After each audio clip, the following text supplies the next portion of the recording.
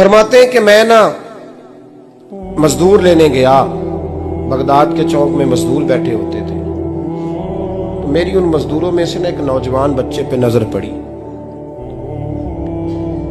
बड़ा कमजोर सा वजूद था, लेकिन चेहरे पर इबादत का निशान था। माथा बताता था कि नमाज का बड़ा ख्याल रखता है। मैं उसके करीब गया। चेहरे भी बड़ा कुछ बताते हैं ना, चेहरों में भी बड़ी रानाई होती है। फरमाते मैं करीब गया, मैंने उसको कहा बेटे मजदूरी करोगे? तो कहने लगा मजदूरों में बैठा हूं तो हुजूर मजदूरी के लिए ही तो बैठा हूं। तो मैंने कहा कि चलो फिर। कहने लगा नहीं, मेरी कुछ शर्तें। मैंने कहा बताओ? कहने लगा पहली शर्त यह है कि लोग 4 दिनार दिहाड़ी लेते हैं, मैं 3 दिनार लूंगा। मैंने कहा यार बे तो बड़ी बेहतरीन है, बाकी भी इस तरह की रख ले। उसने कहा हुजूर दूसरी शर्त यह है कि मैं आपकी मुकम्मल बात मानूंगा, लेकिन जब अजान हो जाएगी फिर आपकी नहीं सुनूंगा। तीसरी बात उसने ये की कि हुजूर मैं आपके घर में काम करूंगा पर आपके किसी सवाल का जवाब नहीं दूंगा। कहते मैंने कहा यार तू बड़ा अजीब है, शर्तें तो मालिकों की होती हैं। कहने लगा जी बहरहाल मैं शर्तें लगा के जाता हूं। फरमाते मैं उसे घर ले आया, काम मैंने उसको बताया, तो जो काम मजदूर सारे दिन में करता है ना उसने 2 घंटे में ही कर दिया। हमारे मजदूर सिगरेट पीने में भी तो आधा घंटा लगाते हैं, वो चाय पीने जाएं तो पौना घंटा वहां। उनको भी तो दयानतदारी करनी चाहिए कि नहीं करनी चाहिए? ने मुआहदा किया है ना जी, तो पूरा उतरना चाहिए ना। कहते 2 घंटे में। अब काम जब बंदा शुरू कराता है तो काम और निकल आता है। कहते काम मैंने उसको और बता दिया, वो करने लगा। उसने मिट्टी निकाल के रखी थी बाहर रास्ते में, तो अजान हो गई जोर की।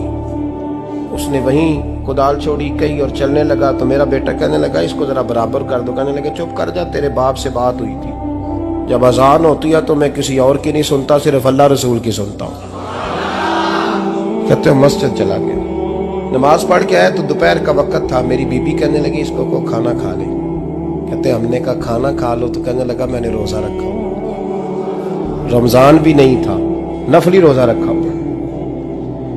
फरमाते हैं शाम हुई, मैंने 3 दिनार दिए, तो मैंने कहा तेरा नाम क्या है? कहने लगा मैंने आपसे कहा था मैं किसी सवाल का जवाब नहीं दूंगा। कहते वो चला गया। अगले दिन मैं फिर लेने गया उसे, काम कुछ और निकल आए, तो लोगों ने बताया वो सिर्फ हफ्ते वाले दिन आता है। मैंने कहा क्यों? कहने लगे जी वो कहता है मेरा हफ्ते का खर्चा 3 दिनार है, जब 3 दिनार कमा लेता हूं तो बाकी सारा टाइम अल्लाह रसूल की जिक्र में गुजार दिया करता हूं। फरमाते हैं जी अगले हफ्ते मैं फिर लेने गया, मैंने पूरा हफ्ता इंतजार किया कि काम उसी से कराना है। मैं जब गया तो मैंने कहा चलो। कहने लगा मेरी शर्तें याद है ना? और मैंने कहा याद है भाई, साथ चल। फरमाते हैं काम कराया, 2-3 हफ्ते वो आता रहा। एक हफ्ते में गया तो लोगों ने कहा हुजूर आज नहीं आया। क्यों? कहने लगे बीमार हो गए। कहाँ घर है? कहने लगे बगदाद के कब्रिस्तान के पीछे जो कच्ची आबादी है उसमें रहता है।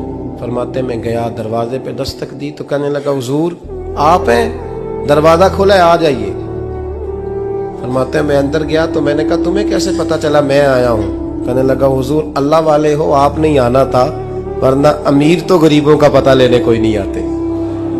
कहते मैं करीब गया तो कहने लगा मैं आपका इंतजार कर रहा था, तेज बुखार है, तप रहा। जेब से कुछ पैसे निकाले, कहने लगा ये पैसे रखने। एक अंगूठी निकाली, कहने लगा हुजूर आज रात को मेरा इंतकाल हो जाएगा, इन पैसों का कफन खरीद के सुबह जनाजा पढ़ के मुझे दफन कर देना, और जब दफन करो तो ये अंगूठी लेके असर के बाद हारून रशीद के पास जाना। आप उसे कहना मैंने मिलना है, पर वो आपको टाइम नहीं देगा। आप उसको आवाज दीजिएगा कि तेरी एक अमानत है मेरे पास, फिर वो आपसे मिलेगा तो अंगूठी दे दें, फिर आप मेरी तरफ से फारिग हैं। हजरत फरमाने लगे तेरा नाम? और कहने लगा हुजूर वक्त थोड़ा है, आज रात मैंने जाना है, बड़ी लंबी माफी मांगनी है रब करीम से, अगर मुनासिब समझे तो मुझे अपने रब से तन्हाई कर देने। फरमाते हैं मैं आ गया, पर उसकी बातों ने मुझे सारी रात सोने नहीं दिया। फरमाते हैं सुबह बड़ी मुश्किल से सूरज निकला, मैं गया दरवाजे पे हाथ रखा तो दरवाजा खुला हुआ था। अंदर दाखिल हुआ तो खुशबुएं मेरा इस्तकबाल कर रही थी। जब चेहरे से कपड़ा हटाया तो उसका तो इंतकाल हो चुका। इंतकाल हो चुका है, ऐसे है जैसे किसी का दीदार करके सोया है। कहते मैं तो 2 आदमी ले गया था जनाजे पे, पर पता नहीं दुनिया किधर किधर से आई, कहां कहां से। अखां जदों मीटियां जमाना मैनू रोवेगा, अपना ते अपना बेगाना मैनू रोवेगा। फरमाते हैं मैं तो 2 बंदे ले गया था, पर पता नहीं मखलूक कहां कहां से आई। जनाजा पड़ा, दफन किया। हारून रशीद के पास में असर के बाद गया, मैंने बुलाना चाहा पर बादशाह था, मेरी तरफ देखा ही नहीं। मैंने उसको कहा तेरी एक अमानत मेरे पास है। फरमाते हैं वो मुझे कोने पे ले गया, क्या बात है, कमरे में बुलाया, मैंने अंगूठी दी। हारून रशीद तो चीखे मारने लगा, कहने लगा अंगूठी वाला कहाँ है? मैंने कहा वो तो इंतकाल कर गया। कहने लगा मुझे कब्र पे ले चल। कहते मैं कब्र पे लाया तो वो लेट गया, तड़प के रोने लगा। मैंने कहा मेरा कलेजा फट जाएगा, ना उसने कुछ बताया ना तूने बताया, ये कौन था? तो हारून रशीद कहने लगा ये मेरा बेटा था।